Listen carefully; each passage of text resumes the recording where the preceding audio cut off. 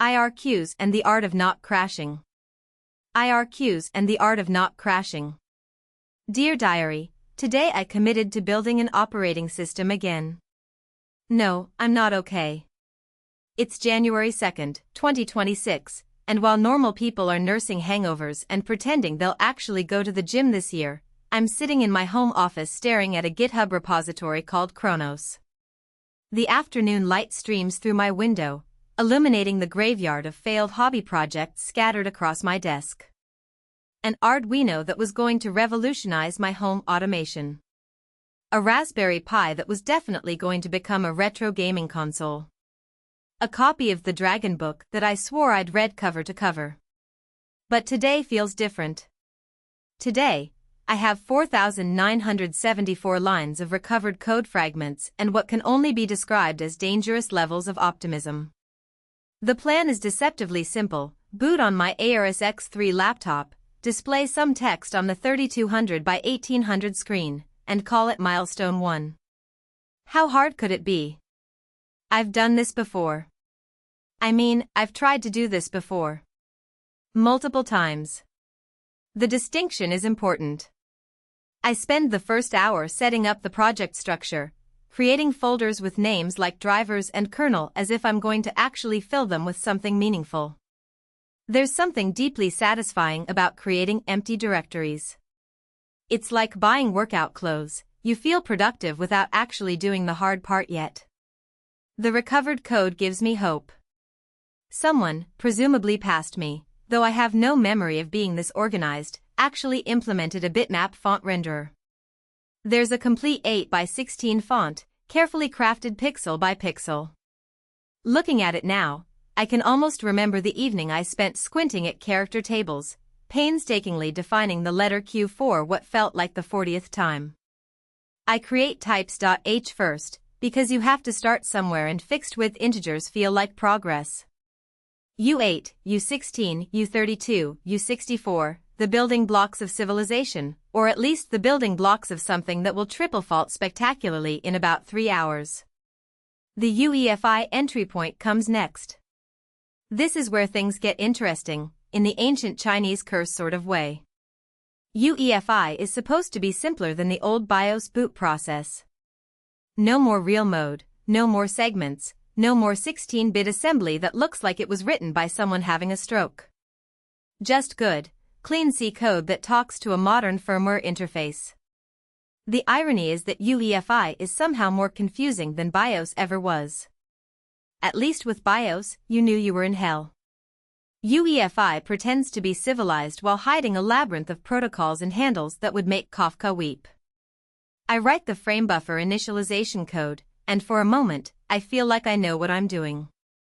Graphics output protocol, acquire the frame buffer, store the base address in a global variable. Easy. The recovered code even has comments explaining the pixel format. Past me was clearly having a good day. The console code is where I start to remember why I abandoned this project the last time. Rendering text to a frame buffer sounds straightforward until you actually try to do it. Each character is 16 bytes representing an 8 by 16 bitmap. At 2x scaling for the high DPI display, that becomes 16 by 32 pixels per character. Simple multiplication, right? Wrong. Because nothing is ever simple when you're working at the metal. First, I get the byte order backwards. The frame buffer expects BGRA, but I'm thinking RGB like a rational human being. My carefully crafted white text appears as a suspicious yellow-green color that reminds me of something I'd rather not think about. Then I discover that my font rendering has an off-by-1 error that makes every character look like it's having an existential crisis. The letter A develops a lean to the left. The letter O becomes more of a philosophical concept than an actual circle. It's 4 p.m. now, and I've been debugging font rendering for 2 hours. This is not how I planned to spend my day. I was supposed to have a working bootloader by now, ready to impress myself with a clean boot banner. Instead, I'm staring at a screen that looks like someone spilled alphabet soup on it. The serial port code saves my sanity. At least, it saves what's left of it. COM1 at 115,200 baud, 8N1, no flow control. The kind of simple, honest communication that doesn't pretend to be anything other than what it is. When the screen output looks like abstract art, I can still get debug messages through the serial port. It's like having a lifeline to the outside world. I implement a proper logging system because I've learned from past mistakes. Screen output should be clean and user-friendly. Serial output can be verbose and technical. And, this is the clever part, USB file logging writes everything to bootlog.txt on the boot USB itself. No more trying to remember cryptic error messages or squinting at serial output while balancing a laptop on my knee. The logging system grows more complex than I intended. Log levels, multiple outputs, formatted strings, hex value printing. Before I know it, I've written 200 lines of code just to say hello world in a slightly more sophisticated way. This is why hobby OS development takes forever. You start with a simple goal and end up implementing half of printf because you got carried away. The makefile is its own special form of torture. GNU-EFI has opinions about compiler flags. The linker has opinions about section layouts. UEFI has opinions about executable formats. Everyone has opinions, and none of them agree with each other. I spend 40 minutes figuring out why my bootloader won't, well, boot. The error message is spectacularly unhelpful. Selected boot image did not authenticate. This could mean anything from your code is garbage to you forgot to sacrifice a goat to the UEFI gods. The answer, it turns out, is that I'm creating a partition table when I should be using the super floppy format. The ARS X3, in its infinite wisdom, refuses to boot from anything that looks like a hard drive. It wants a floppy disk image, even though no one has seen an actual floppy disk since the Clinton administration. One line change in the makefile. One line. I've been staring at this for 40 minutes, and the fix is changing mkfs.fatf32 to mkfs.fatf32v. The V flag creates a volume label, which apparently makes UEFI happy enough to actually run my code. By 6 p.m., I have something that compiles. Whether it runs is a different question entirely. I write the bootable image to a USB drive and walk over to the ARS X3. It's been sitting patiently on the shelf, accumulating dust and probably judging my life choices. I plug in the USB, power on, press F12 for the boot menu, and select the USB drive. The screen goes black. This is either very good or very bad. In OS development, there's rarely a middle ground. Then, slowly, like dawn breaking over a mountain range, text appears.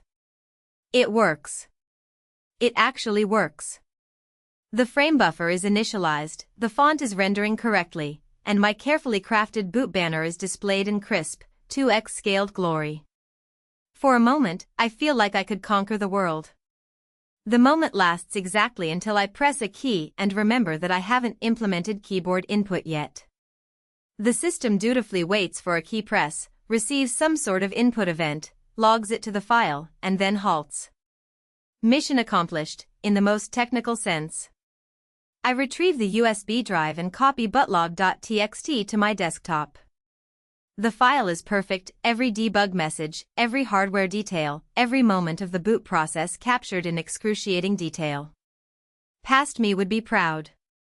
Present me is mostly relieved that I don't have to debug this with print statements and a serial cable. The log shows exactly what happened.